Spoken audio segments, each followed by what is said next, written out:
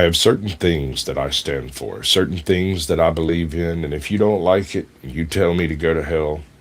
I think that's your God given right as a fan.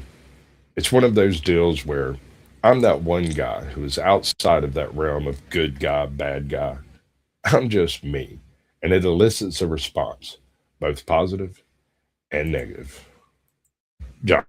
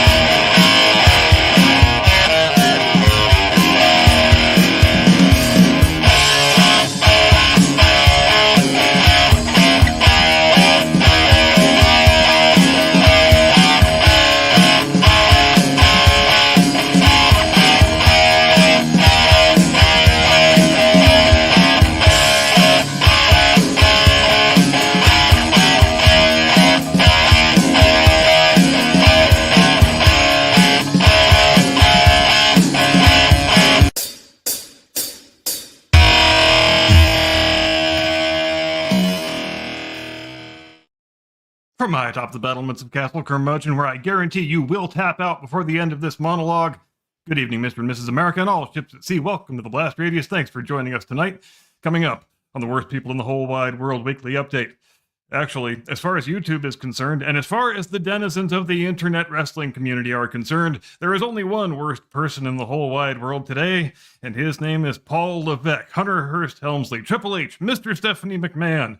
He's got more names than most people do, but he's only got one job title: Chief Content Officer of World Wrestling Entertainment, WWE to its friends, though some of us still slip up once in a while and call it the WWF, which is evidence of two things. One, we are old, and two, we still haven't forgiven those godforsaken pandas for winning that naming rights battle 25 years ago. But that digression aside, John Cena had the final match of his storied career last night on Saturday night's main event, and John Cena lost. He didn't just lose, he tapped out right in the middle of the goddamn ring to a devastating vice-like sleeper hold applied by my favorite current pro wrestler, Mr. Walter Hahn, stage name Gunther, der Ring General to his friends.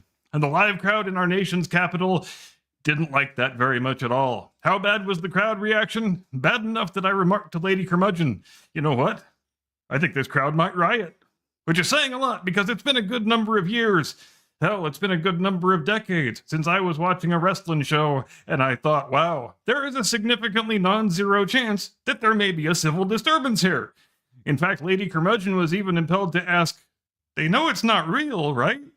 Which, in that moment, was a perfectly reasonable question to ask, because this crowd reaction, it was quite a thing to behold. Grown-ass men crying, grown-ass women crying, little kids crying. It is still real to them, damn it. And within a few minutes, as the shock and sadness transformed into blind, seething rage, as the chants grew louder and louder and more profane, it became increasingly clear that the singular target of the people's ire was Paul Hunter Hearst Helmsley McMahon Levesque, since he is the guy who books this stuff and makes all of the final creative decisions. And in a world where there is precious little unanimity to be found anywhere on any subject, There's been near total unanimity, not just inside the arena last night, but throughout the social media ecosphere and the YouTube peanut gallery, that the booking of John Cena's career-ending match by Mr. Helmsley McMahon Levesque, or as CM Punk once famously called him, the doofus son-in-law, was not just misguided, not just offensive, but goddammit, it was a downright intolerable act of moral calumny. And in the subsequent 18 or 19 hours or thereabouts, pretty much no one has dared to utter a single contrarian word against this conventional wisdom. But if you wanted conventional wisdom, if you were averse to the expression of heretical contrarian views, well, you wouldn't be watching this program now, would you? So, it's time to go off the orthodoxical reservation, I think. It's time to stomp a mud hole in the ass of conventional wisdom and walk that son of a bitch dry. It's time to climb up to the top rope and plant a Macho Man Randy Savage style flying elbow directly into the sternum of online groupthink. You know why? Because first of all, do you idiots actually know anything about pro wrestling? If you know anything about pro wrestling, you know it's a business with certain traditions and conventions, and one of those traditions and conventions says that when you're an old guy and it's your last match, you're supposed to lay down and do the job and put a younger guy over. And if you know anything about John Cena, you know he's a guy who takes that kind of stuff very seriously because it's part of respecting the business, and the fact that he respects the business is a big part of the reason why he is held in such high personal esteem by nearly all of his colleagues and former colleagues, which is to say, there was never the slightest possibility that Cena was going to win this match. The fact that they worked a match that succeeded in convincing the live crowd and the TV audience that there was a chance of any other result is a credit to Cena, and it's a credit to Gunther, and it's a credit to the road agent who booked the match. And whether anybody likes it or not, it's a credit to Paul Hunter Hearst Helmsley, Triple H McMahon Levesque, the doofus son-in-law. Now, I've heard a lot of people say today, YouTubers in particular, that, look, I'm cool with Gunther going over. I understand the tradition. I understand respecting the business. That's all well and good. But it's the submission finish that I can't get over. I just can't abide the fact that they made Cena tap out in his last match. And for those people, I have 6 words. Dude, stop being such a fucking mark. I guess that's 7 words. Never mind. The point being, nobody made Cena do anything. What, you think he had no involvement in the booking of the match? You think they just handed him a script and said, do this or else, like he's some third-year mid-card jabroni? Pull your damn head out of your damn ass. And look, I know how YouTube works, and wrestling YouTube especially. You get more views and better engagement numbers if you scream and yell and act pissed off and rant and rave about how Paul Hunter Hearst Helmsley McMahon Levesque, the doofus son-in-law, is the most inept booker that ever lived. I get that. Hell, sometimes I even agree with it.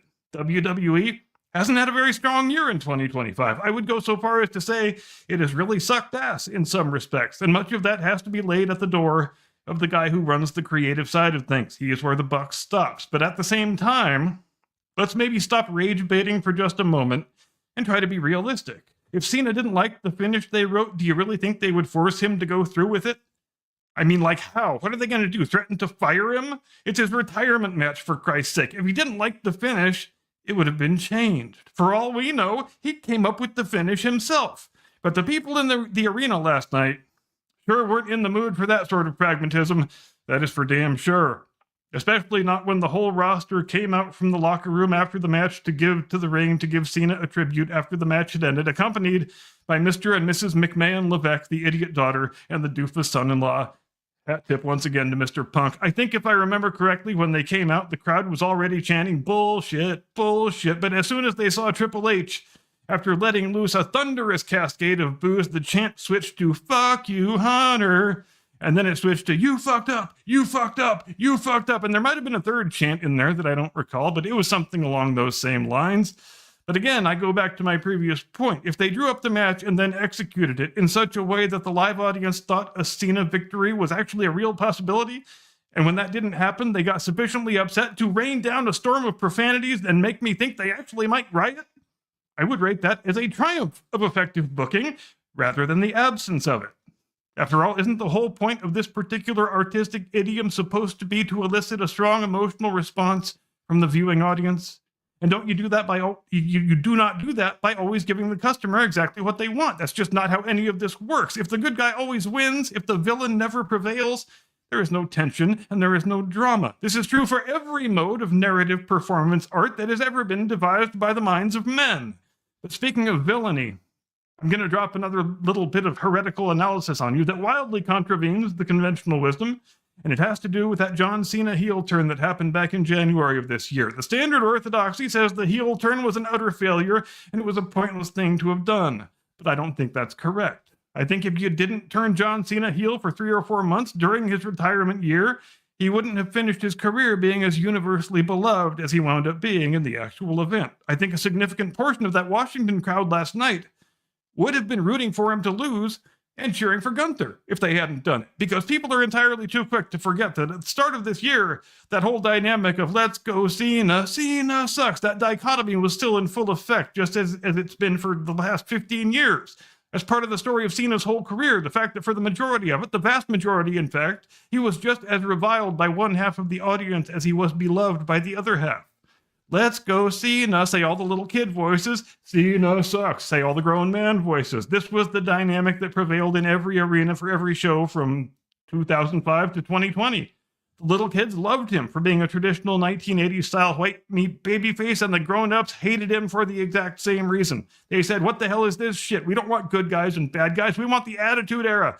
We want morally ambiguous anti-heroes. And that portion of the audience was never going to accept Cena. They were never going to appreciate him and cheer for him at the end of his career if you never turned him heel. Was the heel turn a failure on its own merits? Well, of course it was, but it was never supposed to be a success. That's not what it was about. They didn't turn Cena heel because they thought there was any possibility of him being good at heelishness. That was never going to happen. He's not a natural heel, and he was never going to be effective in that role. The reason you needed to turn him heel and keep him heel for a few months was so that everybody could boo him and get all the antipathy out of their system. And then when you turn him back into a babyface, which they did right before Cody Rhodes took the title off him at SummerSlam, then for the first time in his career, he is a babyface for the whole audience. After they turned him babyface again, we never heard the Cena sucks half of the traditional chant anymore. We only heard the let's go Cena half of it. If you want the guy to retire as a universally beloved figure who's appreciated by everyone, the only way to accomplish that is by temporarily turning him heel. And I'm really quite amazed that so few people who fancy themselves so highly attuned to the intricacies of this industry and this art form seem to understand that. As it happens for me and Lady Curmudgeon, this year is the first year since probably 2002, 2003 that we have regularly watched wrestling for a whole calendar year. So we've seen the John Cena farewell tour pretty much from start to finish. And here comes another wildly heterodox opinion. I think it's probably the one thing, including the heel turn, that everybody thinks was such a dismal failure that WWE actually got right in 2025. We have been watching Monday Night Raw since most weeks, since it debuted on Netflix. I think we've watched all but one of this year's pay-per-views, or PLEs, or whatever the hell we're supposed to call them now. We don't watch SmackDown because we don't have access to it, but lately, oftentimes, we will turn on an old episode of Raw or SmackDown while we are eating dinner. And by old, I mean from the period back when we were watching regularly, so between 98 and 02, generally speaking. And my God, the weekly shows are just stupefyingly boring now compared to back then. Back then, how did they open the show? Fade in, walls of pyro, boom, boom, boom, boom, boom. Then we pan to the crowd, everybody's standing, yelling, screaming, waving their signs, going completely crazy, fast-paced hard rock music plays in the background. Then the broadcasters do their open, they have to raise their voices so they can just barely be heard over the din of the crowd. They quickly get us caught up on the storylines, and they run down the evening's match card, and within the first 90 seconds, something's already happening. There's either a match starting or somebody is coming to the ring to cut a promo. But the point is, the tone has been set, and it's been made clear to the viewing public that this is going to be a very exciting show that you don't want to miss any part of. And how do the shows open today? They try to present it like it's a regular sporting event instead of pro wrestling. Fade in, exterior shot of arena. Here's this guy walking into the building. Here's this guy walking into the building. Here's this girl walking into the building. The broadcasters sound like they're struggling to stay awake, just like we, the viewers, already are. Some nondescript computer-generated hip-hop trash plays in the background. Nothing has happened that would cause anyone to feel a single pang of excitement or anticipation. We're going to have this match tonight, and this match, and this match. None of the matches will advance any of our storylines, but they will all last at least 10 or 12 minutes so that we can take at least 2 in-match commercial breaks. Advertising on the ring canvas, advertising on the turnbuckles, advertising on the ring posts, advertising on the tables, and commercials, commercials, commercials. I know some people like to point out that the in-ring action is generally of a higher quality today than it was 25 or so years ago, and that's probably true, but here's why it doesn't matter. 25 years ago, you had a lot of really short matches, sometimes under 4 or 5 minutes, but every match served a narrative function and did something to advance a storyline. And that matters more than work rate and execution and whether you can do a perfect freaking reverse moonsault. Again, this is not a sporting event. It's pro wrestling. Sometimes people make fun of Vince McMahon for coining the term sports entertainment, but that's what it should be. Nobody cares how well you can perform the moves and sell the moves if none of it is serving any narrative function or doing anything to advance any storyline. The other night we were sitting there watching, I think it was the 3rd ever episode of SmackDown from the summer of '99. We're at the 37-minute mark and Lady Curmudgeon says, "More stuff has happened during the first half hour of this show than we see happen in 3 or 4 weeks of Monday Night Raw here in the year 2025. And she is not wrong. I feel like the people who run the company would do well to watch the old shows once in a while so they can understand what they are doing so drastically wrong. Triple H, the doofus son-in-law, he shouldn't even need to watch the old shows. He was on them. He was one of the stars, but maybe he needs his memory refreshed. Who knows? Or maybe this is all a function of the fact that the company is now being run by a corporate board of directors instead of a pro wrestling promoter. Maybe if all the revenue targets are getting hit, maybe if enough affluent rubes with no standards and no self-respect keep shelling out $5,000 for tickets to god-awful shows where nothing memorable happens, the suits at corporate HQ are happy and satisfied. They probably don't watch the shows anyway. Anyway, I'm done. That's all I've got. Congratulations to John Cena on a fine career. We wish him the best of luck in his future endeavors, to use a bit of WWE speak. Thank you, ladies and gentlemen, for your kind attention. This has been the WPWWWU for the 14th of December in the year of our Lord Alfred Hayes 2025, and I now, mercifully not a moment too soon, transmit you into the custody of my distinguished colleague, your illustrious co-host, the one and only, your friend and mine, Mr. Caucasian Sasquatch. Tactical nuke incoming!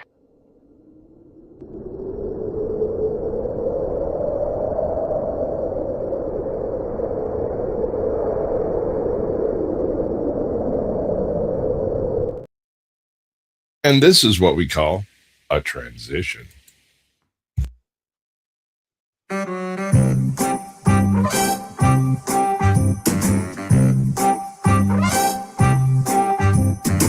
I'm dreaming of a woke Christmas where nothing's white, not even snow, where we won't be missing who won't listen to the wacky left-wing politics they should know.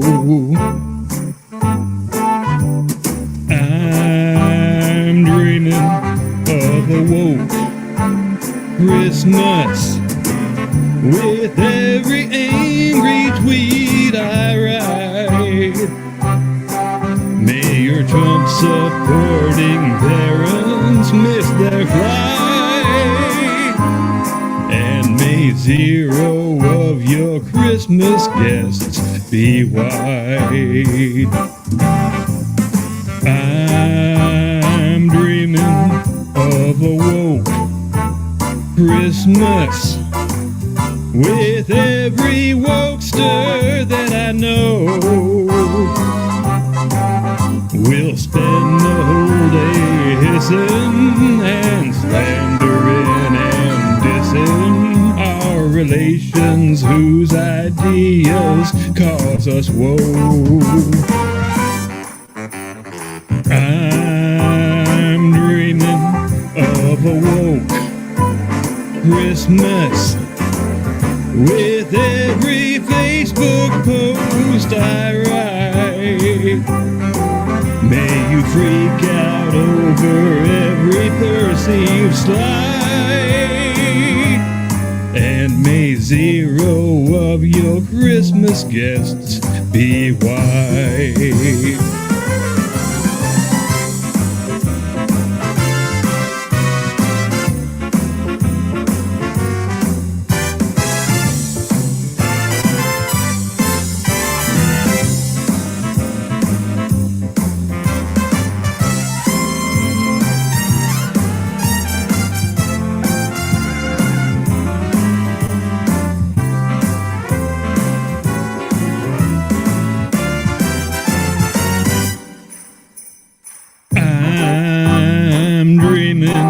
of a woke Christmas.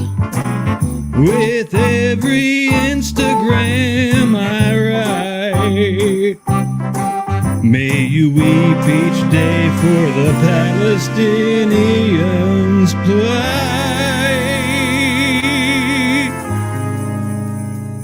And may zero of your Christmas guests be white.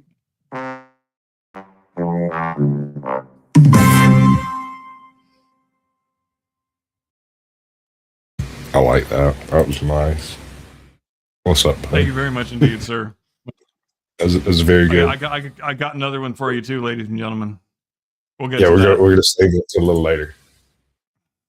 I got them all queued up, everything. I'm gonna try and come up with enough Christmas parodies for a sort of Christmas EP / Christmas album ready to go by Christmas Day. So mark your calendars, as if they're not marked already. But you know what I mean. Right.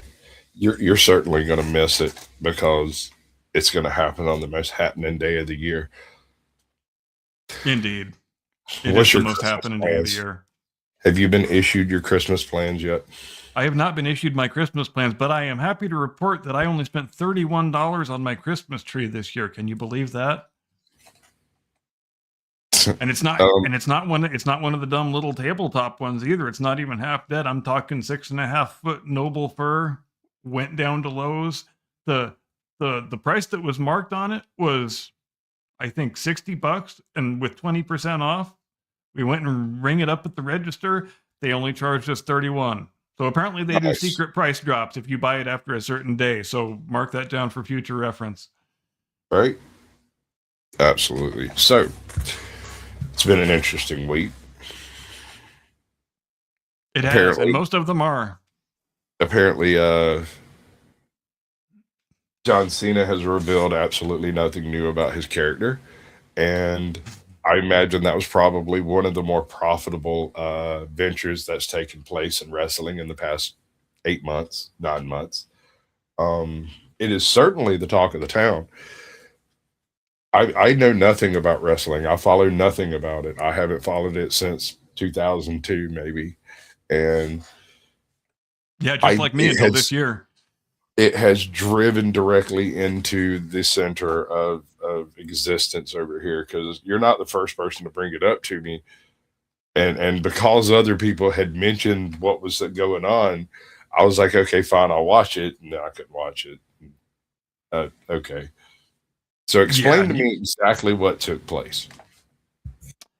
Well, what took place is they had his last match on Saturday night's main event versus Gunther, my current favorite wrestler, a young man from Vienna, Austria, who works a very traditional, strong style type of pro wrestling. And it's kind of ironic that you have to go to Austria to find a guy who works an old school American style of wrestling. But setting that aside, he's also the same guy who earlier this year on a different episode of Saturday night's main event retired Goldberg. So now he's got a hell of a nice notch in his belt reputationally for the future that says, hey, I'm the son of a bitch who retired John Cena and Goldberg in the same year. Granted, retiring John Cena is a lot more impressive than retiring Goldberg, but still, they are both prominent figures from a certain period of the industry that is seen by most people as rather a high point. So that is a nice little claim to fame that Gunther now has. But the big problem with it is this. I'll tell you the biggest problem, because I was talking in the monologue a lot about booking and narrative structure, and the way you book a thing always harkens back to the way you booked a different thing. And they made a very gigantic mistake earlier this year, back in April at WrestleMania 41, when they had Gunther tap out to goddamn Jey Uso in a World Heavyweight Championship match. And so the reason why that makes Cena look bad, the reason why it makes Cena look like kind of a punk, is because you just had Cena end his career by tapping out to a guy who tapped out to goddamn Jey Uso. And that's not a good look. So you have to be mindful of the way you book things, because that is going to reflect forward upon the way you book things in the future. So you need to book things with care. I know you wanted to give Jey Uso a push. I know that all of the little kids really enjoy his entrance and doing his little yeet dance. I know that he sells a lot of merchandise, and I know the plan, it's sort of a failed plan by now, but the plan was that, when Cena's gone, we're going to take a really big hit in terms of merchandise sales, because Cena moves a hell of a lot of merchandise. Cena probably moves as much merchandise as everybody else in the company combined when you go back 20 or 25 years. But I have a question about that, but continue. Go ahead. All right, so I was actually going to bring that up as to how much on the bottom line of the Wrestling Association or whatever it is John Cena, and is he now released from the contracts that he was under as far as appearances and likeness and all that kind of stuff? Oh, my understanding is that he has just signed a brand new 5-year contract as a, whatever you call it, a WWE legend / brand ambassador. The contract that they give to retired guys, right, when they want them to be available for a certain number of appearances. They're just not going to be in-ring performers anymore. So I saw somewhere that he had signed a 5-year contract to that effect. And but it remains to be seen if they will actually keep coming out with new Cena material and how solid those numbers will remain, because that's a really, selling John Cena merchandise to little kids has been a big chunk of their incoming revenue that they have relied on for a lot of years now. And replacing that is going to be a tall order, I think. And I think they kind of had their eyes on Jey Uso as being the guy who could potentially plug that hole a little bit as far as moving merchandise, but they went around it the wrong way by putting the World Heavyweight Championship on him at WrestleMania, which they shouldn't have done. He's just not a good enough worker to be a world champion, in my opinion. And John Cena on tap for 5 years. Here's what you do. You now have 5 years in which to replace your revenue derived from John Cena by using John Cena as, call it the new Vince McMahon, right? That guy who puts together a brand new stable of old wrestlers that are all over the hill and beat up and never going to make nothing of themselves, and turn it into like the new Four Horsemen or whatever, and do a brand new arc involving John Cena as a promoter rather than let me think a really big beefy Jimmy the Hart with no megaphone. Yeah. I don't know. The trouble they're going to have is they are not going to have John Cena on TV every week going to the ring in his brand new John Cena t-shirt and John Cena hat and John Cena wristbands and John Cena little towel, because this year-long retirement tour, they really milked that thing for absolutely everything it was worth, because every city they went to every week, they had all new different Cena gear. It started out in Europe and then it came over here, and every single city, they've got the new Cena gear. It's in the color scheme of the local sports team, whatever the biggest local sports team is, and everybody just can't buy enough of them. And you see the crowd shots and all the little kids are wearing it. Half of the adults are wearing it. And actually, the second to the last stop was here in San Diego a couple of weeks ago at Survivor Series, and they had the Cena shirt and the Cena hat all in Padres brown and gold colors. It actually looked pretty badass. I actually would probably wear one of those shirts if you want to pin me down. But I can't even conceive of the amount of revenue they brought in on Cena retirement tour merchandise this year. And that's, my God, they might actually have to release wrestlers because they're going to take such a big revenue hit on Cena merchandise. And I think that might not even be an overreaction. They might have to downsize the roster because it's going to be that big of a revenue hit, I imagine. Well, like I said, you've got 5 years to jury hawk something together using John Cena as a personality. And I would either go the route of like sportscaster, like what's his fuck did. You could do any number of things, really. And yes, I don't see him being a good sportscaster, though. I don't see him explaining it on the fly well. He seems to do better with a script. Well, and also, how often is he even going to be available? Because he's got his whole little Hollywood career, and is he going to be the last pro wrestler who actually starts out in pro wrestling and transcends that industry to become culturally relevant in a larger sense, Absolutely like the Rock did previously? Absolutely not. Yeah, I don't Pro think so wrestling, either. much like YouTube, has a tendency of attracting a dynamic personalities, and those dynamic personalities do well in a couple of different fields: YouTube, pro wrestling, and acting. And so, Yeah, and nowadays it's I feel like actually a natural begun. transition. It's begun working in the opposite direction, where now you become a celebrity on YouTube, and then you become a pro wrestler, like Logan Paul has done. So it's the whole formula has been turned on its head, basically, Well, and not that's necessarily. probably the way it will remain, I would guess. I don't think so. I think it's more along the lines of there's a certain amount of interchangeability due to the personality types that are drawn to these sorts of entertainment fields, and there's a certain amount of interchangeability that's in there, because it doesn't really matter if you're playing to a crowd or you're playing to a crowd, you know, when it comes Yeah, down to it. it's just playing to a different kind of crowd, doing a different kind of thing. But generally speaking, if you're good at it, you're good at it. You know, Right. if you can toil in one vineyard, you can toil in the other vineyard. Generally speaking. So what I'm saying here is transitioning from YouTube to wrestling would be a very huge step, because that's a physically demanding sport. People, these are athletes. They are certainly very, very fit in most cases. So it's And I go ahead. go ahead. Okay, It's I'll go this ahead. one of us want to paper rock scissors for it. Go ahead. I'll just say what I was going to say.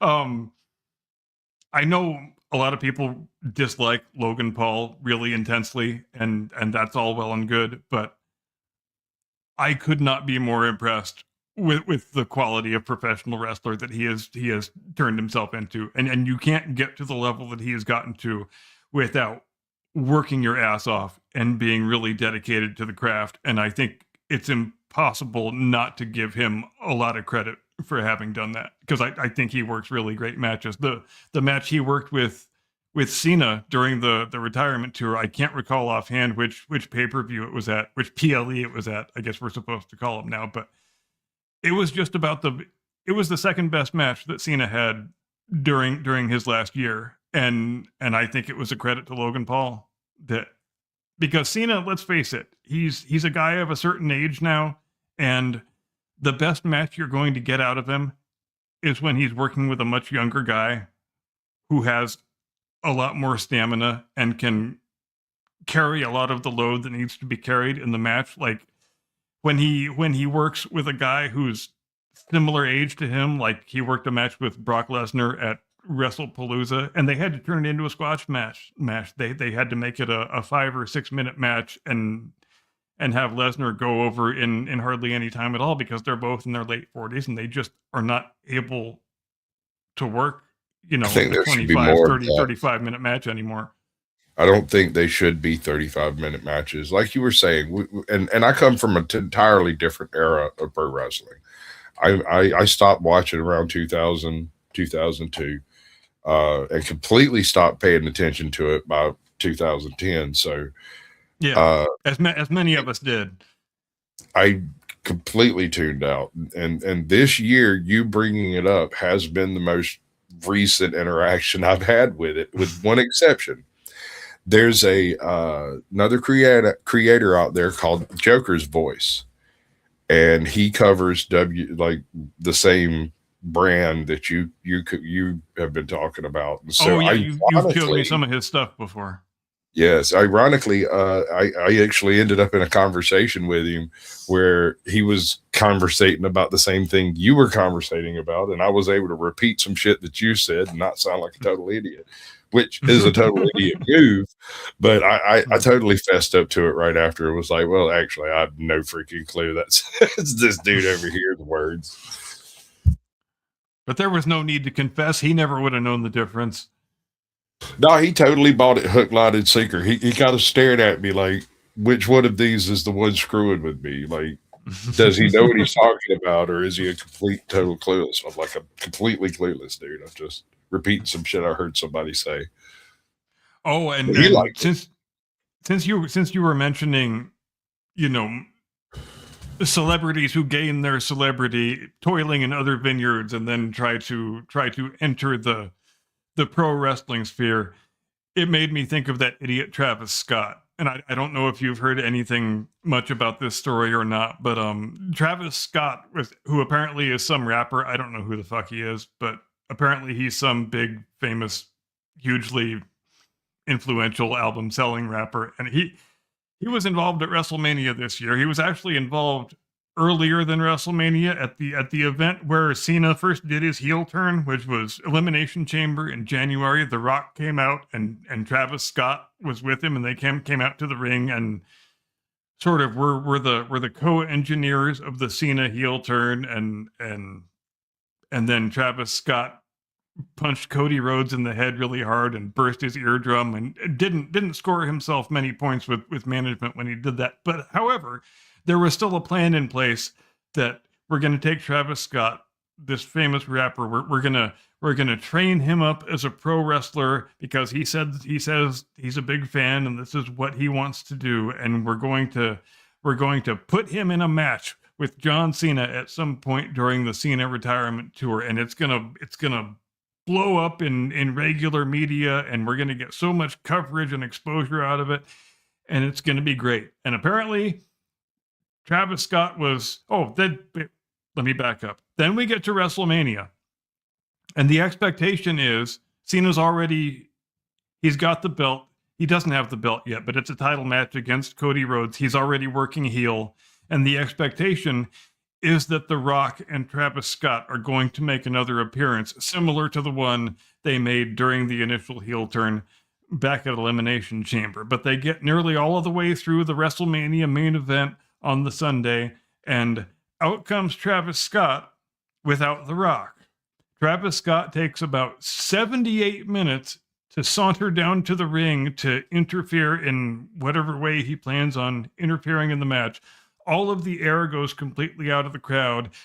Everyone is still expecting The Rock to show up. The Rock never shows up, and eventually everybody discerns that we're just getting fucking Travis Scott and not even The Rock. So what is the point of this? He's still not even halfway to the ring. He might as well be walking on his knees. He might as well be a fucking quadriplegic as long as he's taken to get down here. So he finally gets down there and does his interference that he does, and Cena wins the match, becomes the champion, and then Travis Scott does whatever Travis Scott does. And there's still a plan in place that we're going to take Travis Scott and put him in a match, and it's going to be great, and he's going to work Cena's retirement tour, and we don't know which venue and which event it's going to be yet, but it's going to be the biggest thing all year, and it's going to be just fantastic. But apparently, Travis Scott thought it was too much work being a pro wrestler.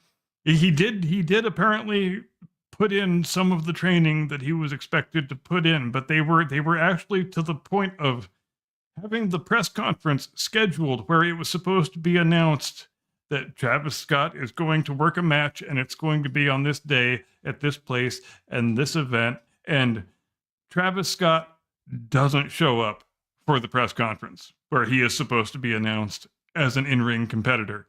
And then, so obviously nobody took that very well at WWE headquarters. And then Triple H puts out the word that, when all of you guys are doing your podcast and your interviews and whatever, go ahead and shit on this guy as much as you can shit on him, because he just left us in the lurch and made us look like a bunch of dopes, because he said he wanted to be a wrestler and then decided it was too much work and, couldn't be a man and call us up and say he didn't want to do it. He just no-showed the freaking press conference. So the hell with that guy. And that's the danger that you run into when you get too much focused on trying to bring mainstream celebrities into the pro wrestling sphere who think they want to do it, but they haven't really thought through how much of a physical commitment it's going to take. And there's been some other celebrities who have done a pretty good job with it. Bad Bunny did a good job with it at the event in Puerto Rico a few years ago, where he worked a match against Damian Priest, and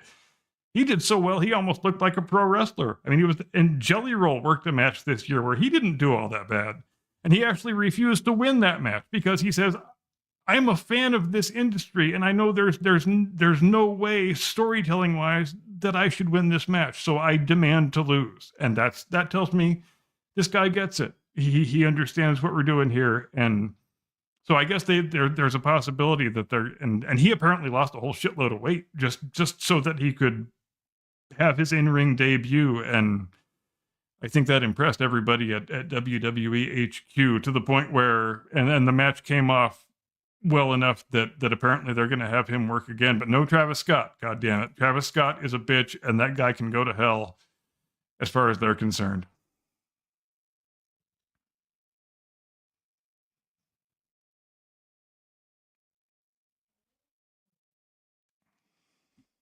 Oh, I was muted.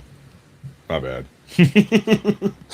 So, apparently going to take a serious freaking revenue hit because without The Rock, without John Cena, without the star power toting around and those pecs, where do you go? Who's the next big push to be a major And Hollywood sacrifice?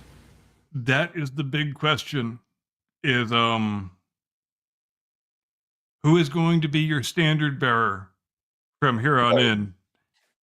I mean, it's great that you just put over Gunther and had him retire 2 legends in the same year. And I love Gunther. I'm a big Gunther guy, but he's 37, 38 years old. So, and I know guys are working at a higher level to more advanced ages these days, but you need to start developing your people sooner than they are. Your 2 current world champions are 40-year-old Cody Rhodes and 46-year-old CM Punk. I mean, you can ride those horses for right now, but you can't depend on them being around 5, 6, 7, 8, 10 years ago. You need to start grooming guys before they're 30, and they have the hardest time doing that lately, and it's going to start becoming a really big problem. I use the example of Braun Breaker, who is he's the son of Scott Steiner, who you might remember from back in the day when you were paying attention, back in the 90s and whatnot. No, Rick Steiner, not Scott Steiner. Pardon me. But there's a guy, one of the few guys in the company currently, who probably does have the potential to be a main event guy who could carry a banner for the company, but he's already 34 years old. And you're still just kind of beating around the bush with him, dicking around, just having him in stables, doing whatnot, just not giving him the push he needs, because you need to find out if he can be that guy who is the guy who's going to carry the company. You need to find that out one way or the other. You can't wait until he's 34 years old. Let's compare this. 34 years old, that's the age that Steve Austin was in, 1997, when he was on top of the industry and just becoming, right, the biggest star there has ever been in pro wrestling anywhere ever. And you can't wait this long. And they had already, built him up for a few years before that when they had brought him into the company. But you can't wait until guys are in their mid-30s to find out if they're going to be the guy. And it's the same thing they were doing with Jey Uso, who I was talking about before, he's already 40 years old. He's been in the company for 15 years, and you're just getting around to putting the title on him and figuring out that he can't carry that load, and he's not cut out to be the guy who carries the company. You need to start doing this shit when guys are in their 20s. Don't you? Early 30s at the latest. Yeah, that was one of the reasons I stopped watching wrestling at the point in time I did, was because that was during a really weird transition period between an older stable of wrestlers and a new stable of wrestlers that were being brought in. And the older wrestlers were kind of going to different venues rather than wrestling each other like they had been doing. And so they're kind of sprinkling their star power a little bit thinner around this particular venue. Yeah, and the more Most years that go ahead. most of the wrestlers that I had been watching up to that point either retired due to medical issues and whatnot, and I'm speaking of like Chris Benoit and a couple of others in that theme, or were basically too old, like you said, to do decent length matches, and I wasn't interested in watching Hulk Hogan slowly die in the ring, you know. Yeah. And Ardent Party brings up NXT, which is a good thing to bring up. And a lot of the top guys in the company right now, Roman Reigns and Seth Rollins, to name the two most obvious examples, were part of the first wave of guys that they brought up out of NXT about 12 or 13 years ago, I guess. And but it seems like they're not doing it as quickly as they used to do it anymore. It seems like they are sort of letting guy. It's almost like they're treating NXT more as a separate promotion now, rather than a developmental area where you cultivate guys to bring up to the main roster. I mean, they bring in guys from other promotions and stick them in NXT and let them languish in NXT for years, and some of them eventually just leave and go off to AEW or TNA or Ring of Honor or wherever the hell they go. It seems like that pipeline isn't being maintained as attentively as they once maintained it, and I'm not sure what the explanation for that is. Like last night at Saturday Night's main event. Last night at Saturday Night's main event, they had a champion versus champion match with Cody Rhodes versus what's his name, Oba Femi, who I guess is the current NXT champion. I'm not sure how old he is or how long they've had the title on him, but he sure looks like a guy who's ready to ascend to the main roster and probably warrants an opportunity. And maybe you shouldn't have waited this long to give him that kind of chance. Maybe we need to see more of what we saw last night, which I guess was something that Cena recommended, which was that I'd like to see main roster guys having matches against NXT guys. Let's put them on a big stage, see how they perform, see what they can do, and then if they acquit themselves well, then let's bring them up, because I think he's highly attuned to the fact that we have to have some kind of a pipeline where new blood. Yeah, we need to bring in young guys and develop them. And because seriously, when you take the entire roster that they've got right now and eliminate everybody who's over age 40, you don't have a whole hell of a lot of guys left. I mean, this is a really, really old roster. I'd say over age 35. Do age 35 and you'll lose like another 2/3. Because that's the NXT guys seem to be younger in general. They're just like raw as all hell. And I don't know, maybe the intention is to transition from the old stable to a completely new stable and bring a handful of the old dogs into NXT later as tag-alongs. And I think of another example, which is an obvious one, which is The Rock. I think The Rock was 27 years old the first time they put the title on him. And he became such a huge, massive star that he was off and gone for Hollywood by the time he was 31, 32. So imagine if you had waited until that guy was in his mid-30s to start cultivating him and seeing if he's potentially a main eventer, you would have wrecked that guy's entire life, and you would have wrecked your company. You would have wrecked the biggest star of all time. You have to be willing to take a chance on younger guys, I think, and the risk aversion here is just really going to kill him. I mean, 46-year-old CM Punk, 46-year-old Brock Lesnar, 46-year-old AJ Styles. You've just retired Cena, who's 47, 48, and you've got a whole bunch of guys in that age group, and you just can't have a roster that's so top heavy in terms of age. I don't think it's going to come back. And go ahead.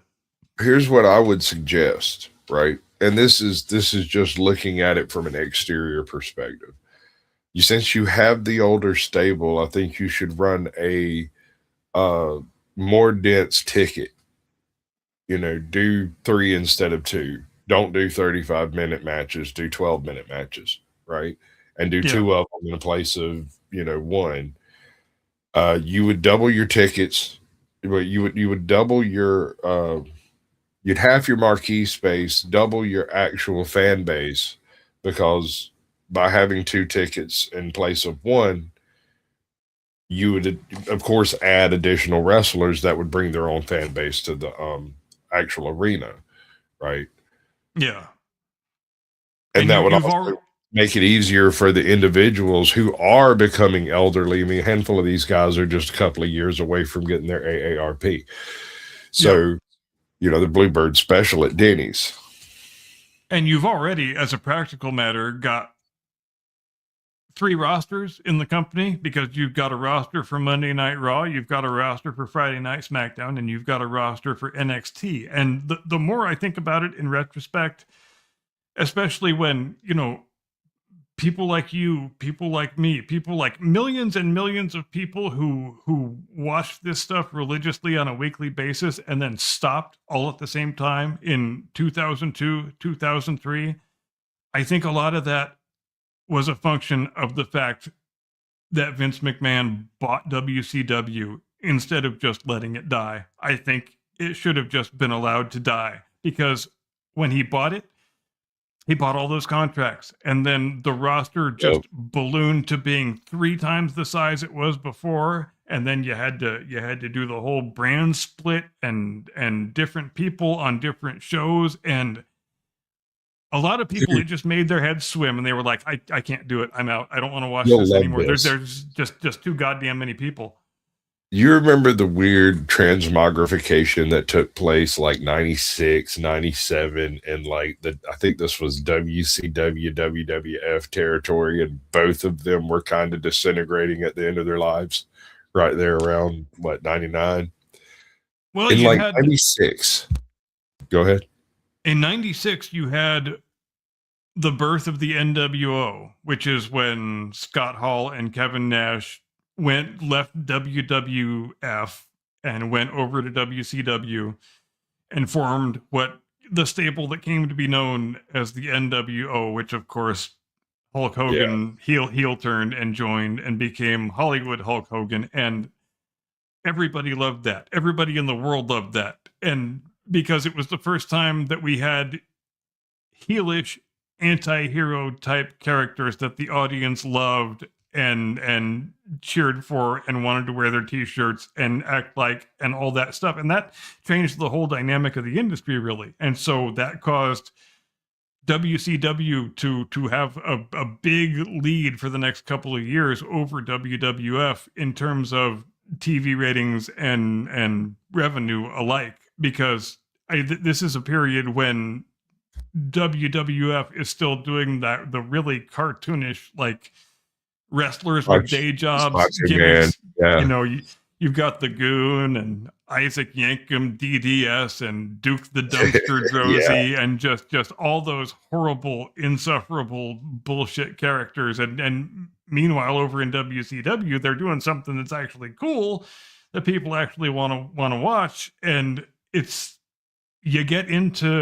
really 97, I think, when WWF starts catching up, and it's the Bret Hart versus Steve Austin feud that really does it, especially the WrestleMania 13 match, where they kind of do a double turn, and Austin becomes a face and Bret Hart becomes a heel, and they kind of, I don't want to say that the rise of Austin was an emulation of the NWO, but it was similar in the sense that we're not going to build up a traditional good guy anymore. We're going to have a morally ambiguous anti-hero who talks a bunch of shit and swears a lot, but the people love it, and they can't give us their money fast enough. And that's what they succeeded in doing with Austin. And then the balance kind of shifted, and then they were kind of equal for the next year, maybe 2 years. And it's astounding to consider that during that period, between, let's say, 98 and 2000, that something like 10 to 12 million Americans were watching a pro wrestling show every Monday night. Now, how mind-blowing is that? Neither of WWE's weekly shows can sniff 1 million viewers now. And freaking Raw doesn't even get on the top 10 Netflix chart, so we don't even know how many viewers they have. That's how far that shit has fallen since the start of this year. I think they debuted on the first Netflix show, got, I want to say 5.5 million, something like that, but it's completely fallen off the cliff because it's just not a very good show right now. And like You I know, said in the monologue, go ahead. we need a Roddy Piper. Oh, We need God, wouldn't that be someone nice? that could run that level of heel while being just a Joe Schmokum, you know? Yeah, and I think that's a good, he's a good guy to bring up because he is the type of performer that you really need, but at the same time, he probably couldn't get his foot anywhere near the door nowadays because his in-ring skills wouldn't be seen as being on a high enough level. It's because in the interview, he would thumb them in the eye and then get down on his hands and knees and crawl around behind them and then punch them in the back of the knee in the interview, like thumb in the eye. I think Roddy Piper was the best heel ever. I absolutely hated that guy so much. When I hated him so much that he actually made me afraid of how much I hated him when I was a little kid. I loved him, dude. I loved him from day freaking Wood, bro. Oh God, I know. The second I laid eyes on that man, I was in love. It made me question my sexuality for a while because I just liked that dude so very much. And say whatever you will about his in-ring skills and his work rate and whatnot, but that dude was a big enough star to main event the first WrestleMania. And that doesn't happen by accident. But today, I think you would never have a guy. I don't think a guy could even be brought onto the roster solely on the basis of their mic skills anymore. And I think that's a problem because I think they are treating it too much like a sport and not enough like a performance art. I think they want the respect of a sports without actually doing a competition, really. Yeah, I think that balance is really getting lost, and imbalanced, I guess, is the best word to use. And it's to the detriment of the industry because they're trying to present it like it's any other old sport, but it's not any other old sport. It's pro wrestling. It has its own set of rules. It has its own way that you have to present it in order for people to be interested in it. And in-ring skills, doing the moves, selling the moves, that's all well and good, but that's not enough to carry the program because the in-ring action has to be advancing a storyline and be in service of a narrative, or else it doesn't matter. I mean, it's just technical free-for-all.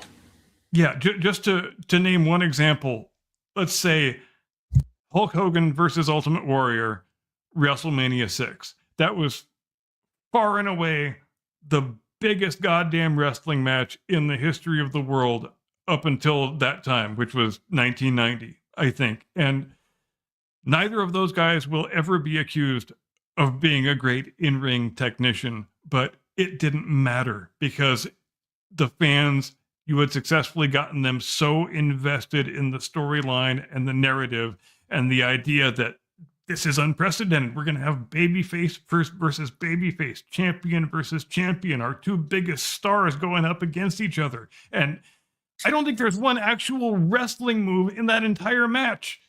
And it didn't matter. It didn't matter to me when I was 16. I was excited the entire time because I was so invested in the story. And they're running the ropes, and maybe there's the big boot and the leg drop and the splash and a couple of punches, and that's it for the technical in-ring exercises that got done in that match. And it was still the biggest thing ever, and nobody in the audience cared. Nobody watching on TV cared because they were invested in it because you told the story well. All right, I'm going to read this because I believe it needs to be mentioned. Now you got me remembering Ricky the Dragon Steamboat, Bam God, Bam I love me some Steamboat. King Kong Bundy, Sky Lolo, Brutus the Barber Beefcake, and the Rockers, the Killer Bees. You got any more, bro? Ricky the Dragon Steamboat versus Randy Macho Man Savage at WrestleMania 3 is one of those rare matches from back in 1987 that still stands up today perfectly well on its own merits, even in today's world where, being an in-ring technician is valued so much more today than it was back then. That was a match that it can't be overstated how great that match was and how ahead of its time it was. Just solely for the fact that there were so many near falls in it. It was not standard practice back in those days to have 1-2 kick out, 1-2 kick out, 1-2, 18 or 20 times in the same match. And those guys did that. And the reason they were able to pull off that match and make it look so incredibly good and make it such a work of art that still stands up almost 40 years later was because Randy Savage was such an incredibly meticulous practitioner of his craft, and he scripted that entire match move by move by move, which wasn't standard practice. It still isn't standard practice today. Standard practice is, we know how long the match is supposed to be. We know what the finish is. We know if there's any big spots that go in the middle. But other than that, we call it in the ring based on the reaction of the crowd, and that's just what we do. But Randy Savage didn't want to do this match that way. He said, we want to make this match the best freaking match ever. And he knew he could have a match like that with Ricky Steamboat because Ricky Steamboat he's was a that damn unit, good. bro. That man's balance, his coordination, his hand-eye, his ability to go into the air and luchadori the match without any transition time needed, his ability to do flips, backhands, front hands, kip-ups, the whole freaking nine as far as all that, in combination with Macho Man Randy Savage, right? Come on, dude. And so Savage, he scripts that entire match, and he gives each move a number, and he gives a copy to Steamboat, and he spends the whole 3 weeks before the match quizzing him constantly. What's spot number 14? What's spot number 26? What's spot number 8? And if Steamboat got the answer wrong, he would make him go all the way back to the beginning and recite all the spots in order. And because you went to that much work, look at how that match turned out. It's still one of the best matches ever. It's a match that is difficult to outdo. Not just because of the quality of the two performers that were in it, but because of the incredibly meticulous amount of preparation they put into making it that good. I think my most hated wrestler was Jerry the King Lawler. For whatever reason, I did not like his brand of promo. I don't think I ever saw Lawler in his prime. I really never understood the appeal, but like I said,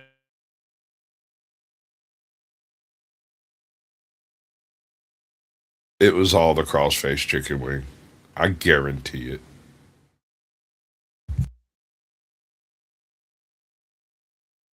I think we lost you, bud. You skipped out on us.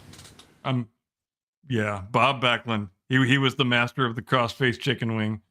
Right. I remember they used to bring that guy back every few years, and all the little kids would say, "Who the hell is this pasty old man, and why are we supposed to care?"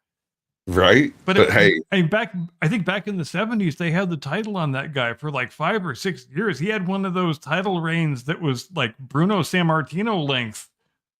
Well, if you ever been put in a crossface chicken wing, you understand why. Dude,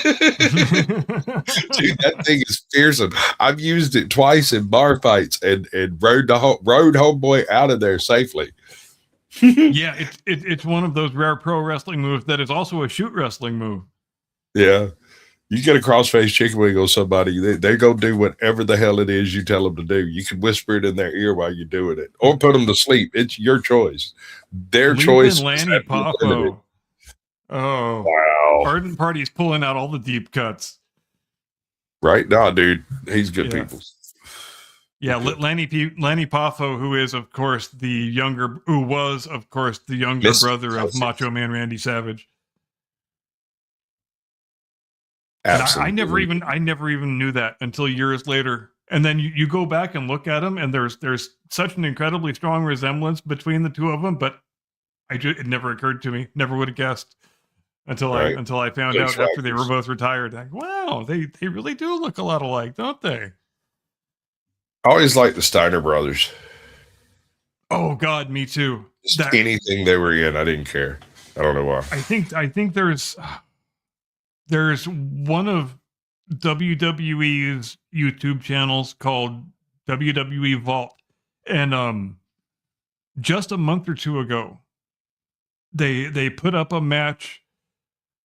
I can't quite remember the name of the event. I think it was WrestleFest or something like that, but the year was 1994, and it was Bret and Owen Hart versus Rick and Scott Steiner. And I watched the match, and I shit you not, that is the absolute best no gimmick tag team match I have ever seen in my entire life. I just all four of those guys completely on top of their game, just working their asses off. And you know what I really like about that match, and all matches in particular? I like pro wrestling matches that contain sequences of legitimate mat wrestling. Right. And there was a lot of that in this match because of course the Hart brothers and the Steiner brothers, both with extensive backgrounds in amateur wrestling. So yeah, they'll just take a 30-second, minute-long sequence of the match and do some legitimately competitive mat wrestling, and I think that's great. I'm a sucker for that stuff, and I couldn't have enjoyed that match any more than I did, and I don't think it was ever even available anywhere until WWE released it just recently on YouTube, and what a revelation that was. Anybody within the sound of my voice who enjoys this art form should go and what. Let me go try and find a link for it right now, actually, because I want to give people a favor. From Mick Foley and all the characters he played, because that man's retired more personalities than anyone I know. What's up, Sam? I'm reminded of the 1998 Royal Rumble, I believe it was, where Mick Foley entered the match as all three of his personas: Mankind first, Right. then Cactus Jack, then Dude Love. Dude Love. Oh my God. I remember an argument one afternoon between a couple of guys about whether Dude Love and Cactus Jack were the same person. And it turned into a fist fight before it was all said and done. You just don't have that type of dedication. I had to have the exact same conversation with my son because he had bought the latest 2K25 WWE video game, and he was operating under the assumption that Mankind, Dude Love, and Cactus Jack were all different people, and I said, no, that's not. They're all Mick Foley, son. That's yeah, that's Mick Foley. Like I said, that was such a revelation for him. He's like, wow, is that why they all look so much alike? How about that?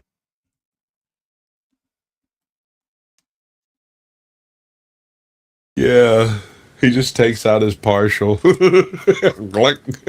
Yeah. Oh wow! All right, I found that match. I'm gonna drop the link in the chat. All right, bud. Back chat or front chat? Wait, we can't watch that. Yeah, we'll get copyrighted straight to oblivion if we try. Yeah. But that whole time, which is too bad.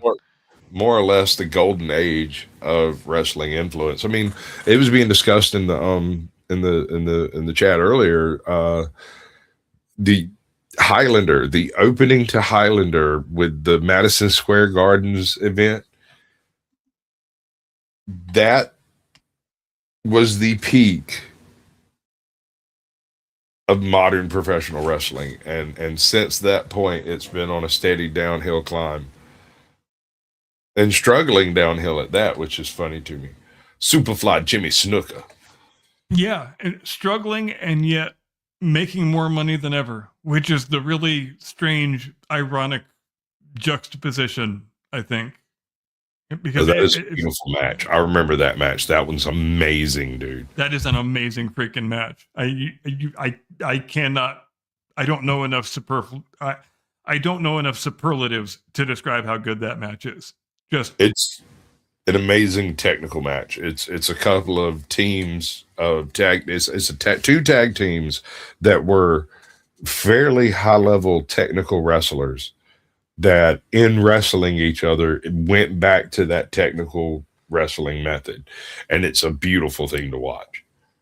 Yeah, I don't know how you could watch that match and not like pro wrestling. That's just beyond my comprehension. Because, oh God, it's good. It's so good. It's just men who are absolute masters of their craft and are at the absolute height of their aptitude and their capabilities, and they are coming together, and not just working really well in their own right, but making the other guys look good, which obviously is half of this job, and a lot of people tend to lose sight of that. So something's been brought up in chat a few times here, and I kind of want to make a point of it. Andre the Giant was an exceptional individual. His ability, even being such an ungainly individual, he played the crowd like no one else. Everyone loved to love him and loved to hate him in equal parts and equal measures. And while he may not have been a very technical wrestler, he was a huge personality. He said so much without saying anything at all in most cases. He just when he was a younger man, he was actually a pretty amazing technical wrestler. Sure.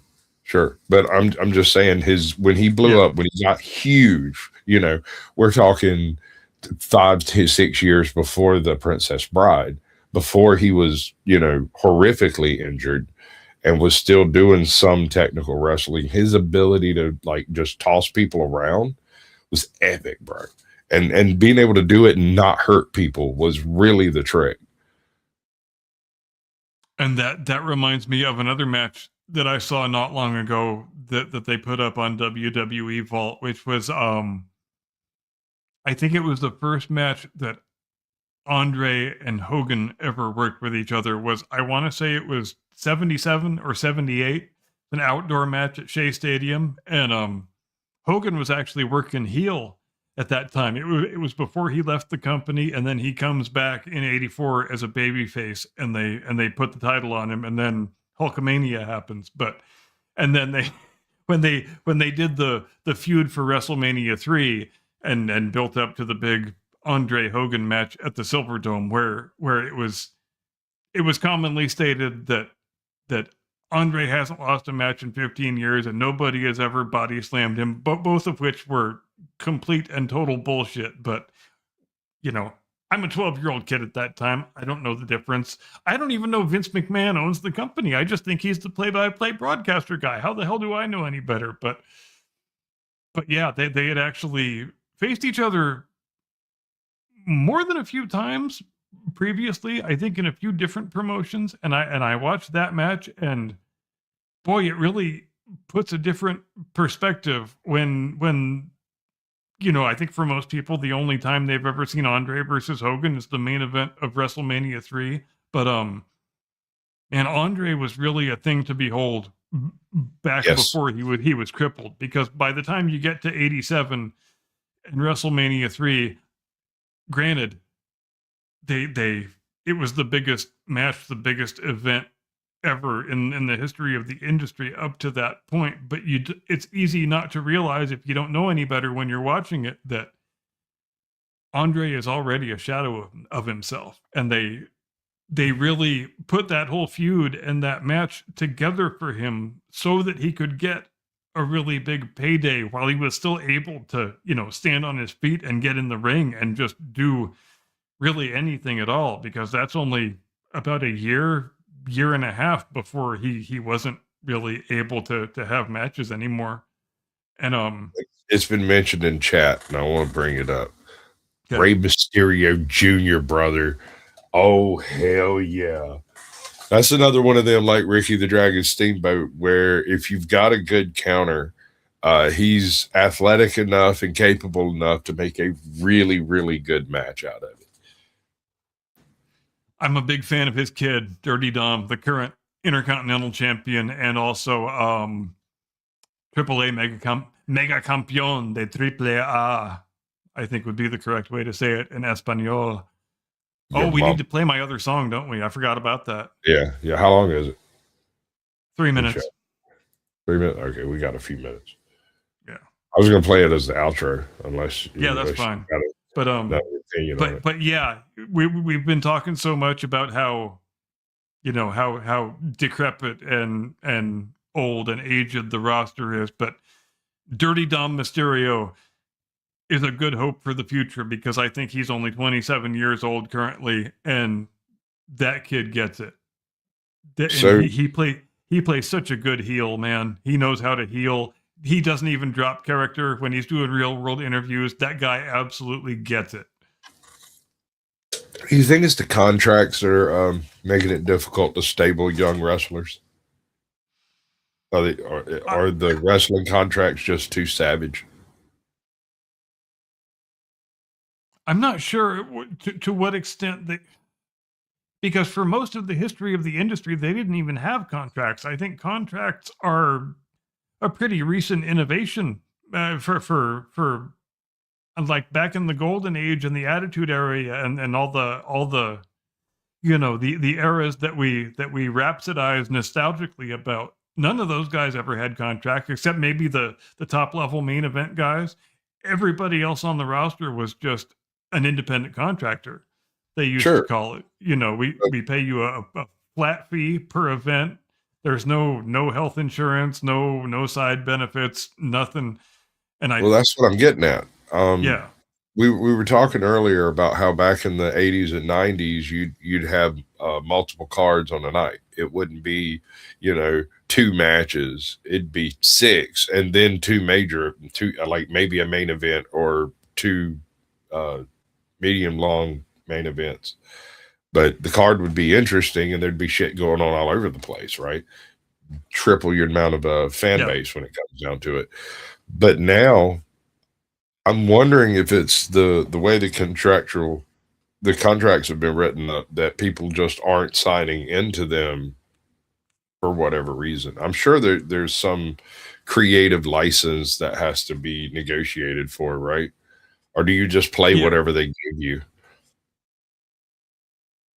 You know, it's a complicated question, and I don't know the simple answer to it, but I do know, and it makes it kind of even more confusing that WWE, for example, they've got this very extensive developmental program that doesn't just involve NXT, but they've also got, you know, this whole performance center complex down in Florida, and they're signing people younger and younger, you know, from various different sports and trying to get them trained up in the industry. And yet, when you get to the upper echelons of the main roster, it seems like everybody is still either in their late 30s at the youngest, or their 40s, or their mid 40s, or their late 40s. And I don't know how that happens, except that people must be seeing something in the industry that makes them want to leave it. And I don't know if that's contractual terms or the amount of work and travel that you have to put in, which might be part of it, though that's certainly a lot less now than it used to be, because I think the house shows are largely extinct. And I think that reflects, that has a negative effect on the quality of the product. How bad do you Because, think lockdown killed wrestling? Because oh man, have you ever watched WrestleMania 36?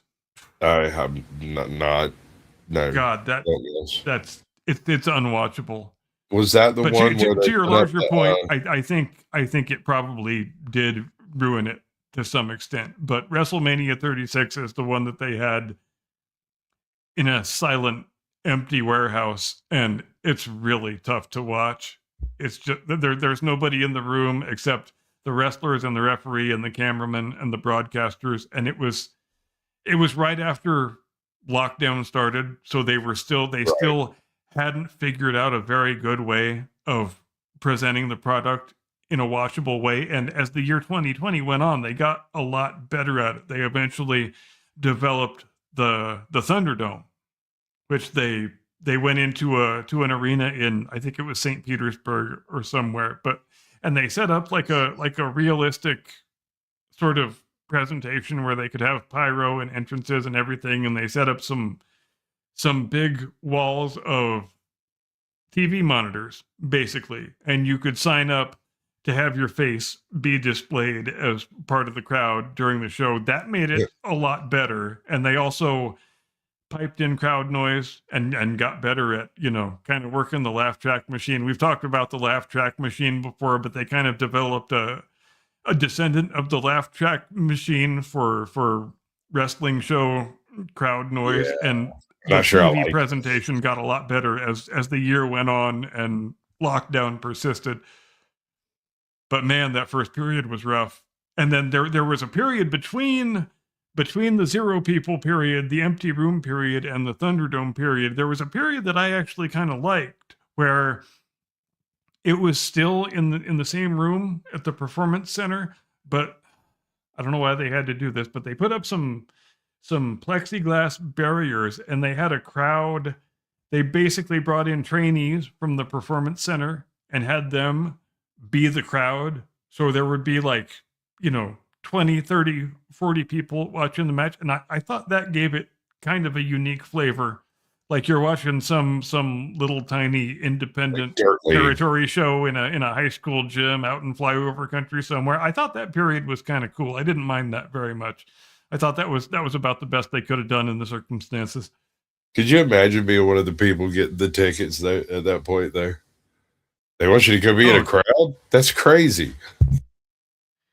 Yeah. I was out licking doorknobs the whole time, dude. Like, I just, I'll tell you the story sometime, but it's not for soft ears. Oh, God. I remember when they were pulling surfers out of the ocean and arresting them and taking them to jail for lockdown violation. I still can't believe some of that shit actually happened, and that we went along with it. The fact that we went along with it is the most shameful thing of all. I had this situation happen at a convenience store, and it was funny as hell. It's the middle of that summer, and I'm standing in line, and they've got the little dots on the fucking floor. They got the big hamster cage up around them, and the big sneeze guards everywhere, and everybody's looking at you weird because you're not wearing a mask, and go fuck yourself. And I'm standing there in line, and this bitch comes in, and she steps up, and she's like creeped right up on the back of my neck, standing there. And I could smell all of her body funk from the past 4 days of not having seen water.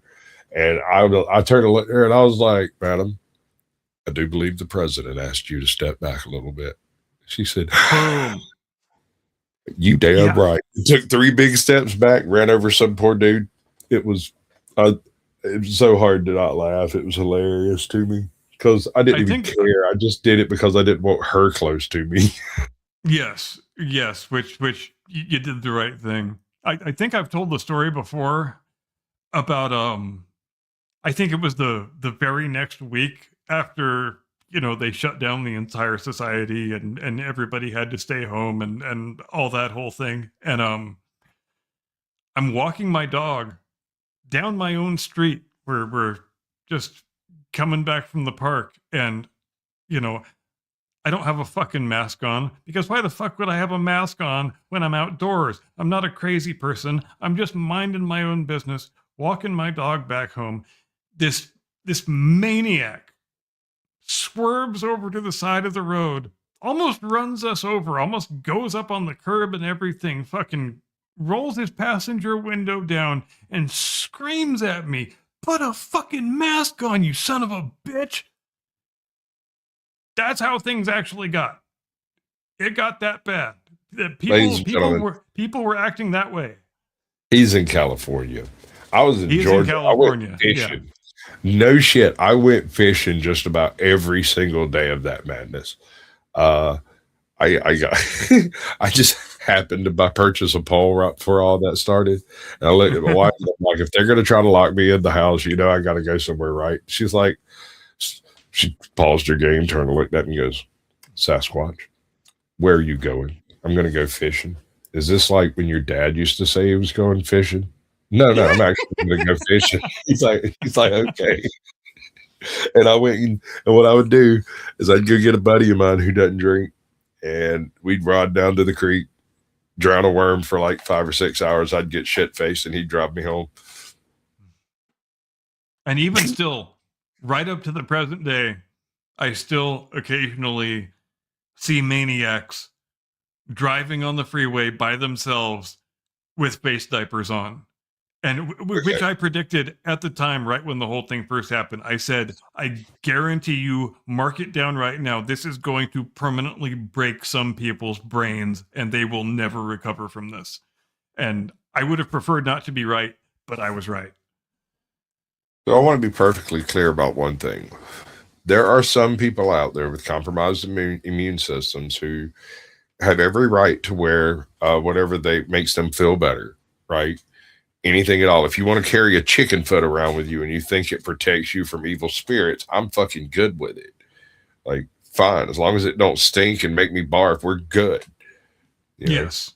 But on the other hand, I reserve the right to laugh at you and call you a maniac. Sure. But on the other hand, if you're using it as some sort of a virtue signaling status flex, you can suck my left nut and make my right one jealous. Well, yes, and especially if you are demanding that other people behave just as irrationally as you are, that's when we have crossed a line that I am not going to cross. Right. All right, so we're at about that time, bro. You want to do the thing, and I'll follow it up. Should I do the thing, and then we'll do the song? Right. Ladies and gentlemen, thanks ever so much for joining us here on the Blast Radius tonight. We sure do appreciate your kind attention. I thought we had a very pleasant pro wrestling discussion. That was kind of nice.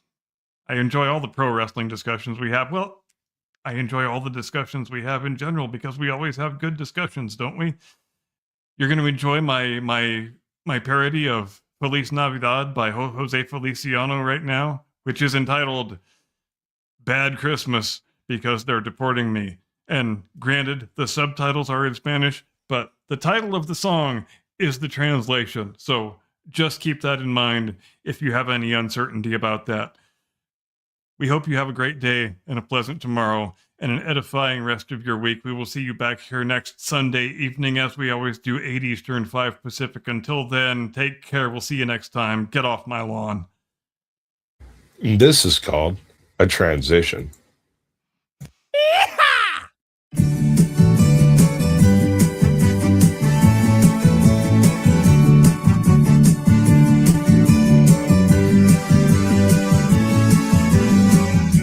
Triste Navidad,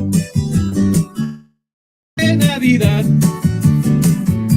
triste Navidad, porque ellos me van a deportar. Triste Navidad, triste Navidad, triste Navidad, porque ellos me van a deportar.